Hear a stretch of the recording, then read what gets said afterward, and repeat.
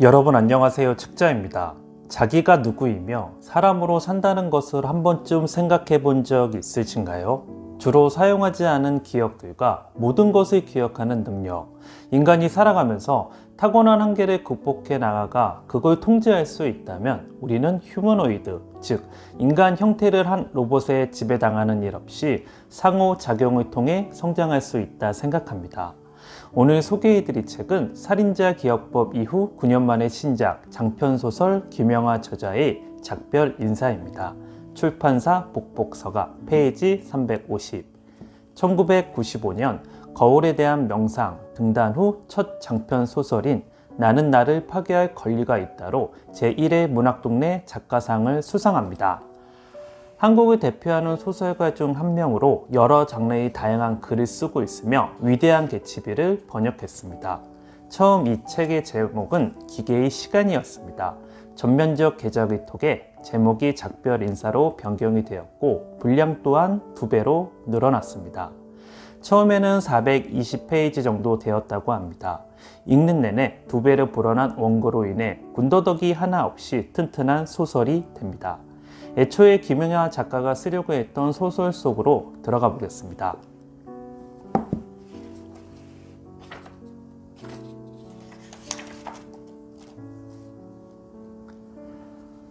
여기 매일 아침 눈을 뜨면 달리기를 시작하는 아이가 있습니다. 뛰기를 좋아했고 탄탄한 몸을 가졌습니다. 어느 날 달리기를 마치고 돌아오는 길 어린 새 한 마리가 집 앞에 죽어 있습니다. 창가 앞 고양이 2마리가 새들의 모이를 먹는 모습을 본능적으로 눈으로 쫓고 있습니다. 아빠, 집밥구리가 죽어 있어요. 자상한 아빠는 아침을 준비하기 바쁩니다. 묻어주고 올게요. 우리 집 정원 자국 구덩이를 파 묻어줍니다. 가슴 속 치밀어 오르는 감정, 소녀는 그게 뭔지 말로 표현하기 어렵습니다. 내 잘못이 아니야. 죽음에는 수천 가지 이유가 있단다. 문득 내 잘못이라는 생각에 아빠 앞에 앉습니다. 아빠와 한자 공부는 즐겁습니다. 그는 좋은 선생님이었지만 소녀는 학교를 가고 싶어 합니다. 읽는 소설에 등장하는 내 나이 또래 청소년들은 학교에 가며 마음을 나누고 친구를 사귀고 있습니다. 학교에 가고 싶다 말했지만 학교는 수용소일 뿐 혈기왕성한 10대들을 모아두는 곳이라 늘 문제가 끊이지 않는 곳이라 합니다. 20세기 초반 공장 가든 교도소 사진을 보여주고 이래도 학교에 가고 싶니? 집밥구리를 묻어준 그날 나는 아니요 라고 말합니다. 고양이는 늘 그에게 지적 자극을 주는 존재입니다. 인간의 곁에 곁들어 살아왔고 철저히 자기 중심인 고양이는 희생을 하며 복종하지 않습니다. 그런데도 고양이들은 인간들의 사랑을 받고 있습니다. 아버지는 박사입니다.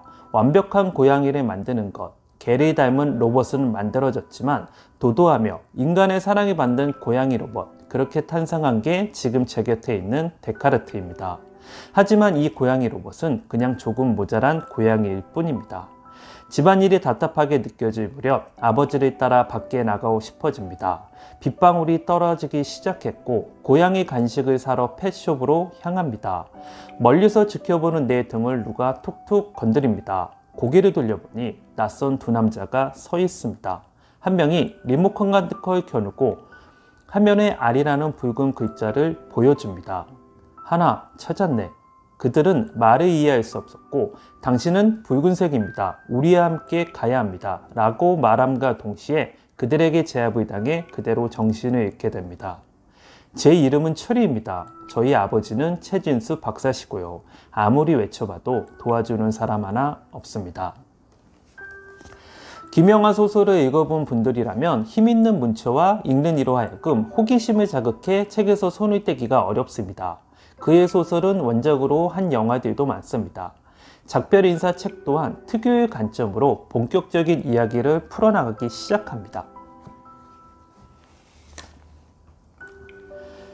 그때 내가 그냥 집에 머물러 있었더라면 어떻게 되었을까? 바깥 세상에 무슨 일이 벌어지는지 전혀 모른 채 천자문이나 공부하고 다람쥐들이 나무를 타고 오르락 내리거나 관찰할수록 살아갈 수 있었을까? 괴로운 시간이 지나고 어느 정도 차분한 마음으로 그나이들의 일을 돌아보게 되었을 때 오히려 나는 그 사건 직전까지 누렸던 평화로운 날들을 더 많이 떠올리게 되었다. 무료하고 갑갑하다고 여겼던 평안한 시간들이 실은 큰 축복이었다. 물론 당시 나는 언제나 바깥 세상에서 무슨 일이 벌어날지 알고 싶어 했고 충족되지 않는 그 욕구를 의식할 때마다 그렇다, 불안하다고 생각했다.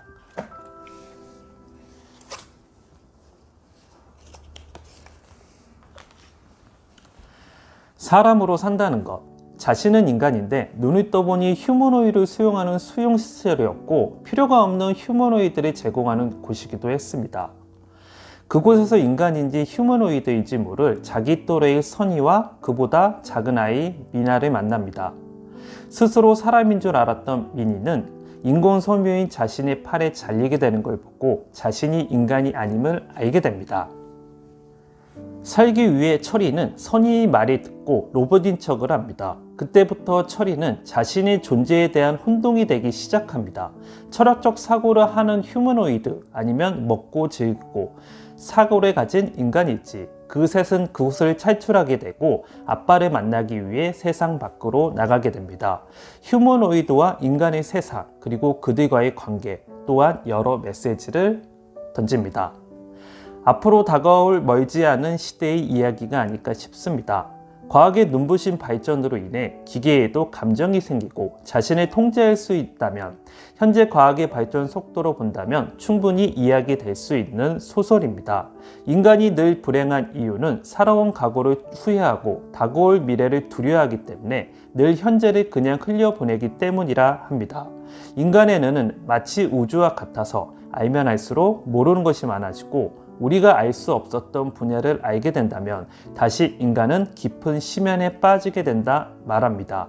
자기가 누구인지 어떻게 살 것이며 우리가 받아들여야 하는 삶에 대한 생각을 하게 되는 책 같습니다. 삶과 죽음은 누구에나 정해져 있습니다. 하루가 다르게 발전되어가는 세상.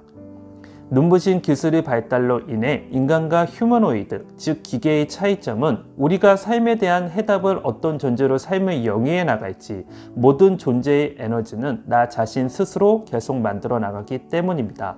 작별 인사, 그날까지 인간답게 삶을 요구하기를 바라고 싶습니다. 줄거리를 포함한 리뷰는 여기까지입니다. 오늘도 시청해 주셔서 감사합니다. 리뷰가 마음에 드셨다면 좋아요, 구독 부탁드리겠습니다.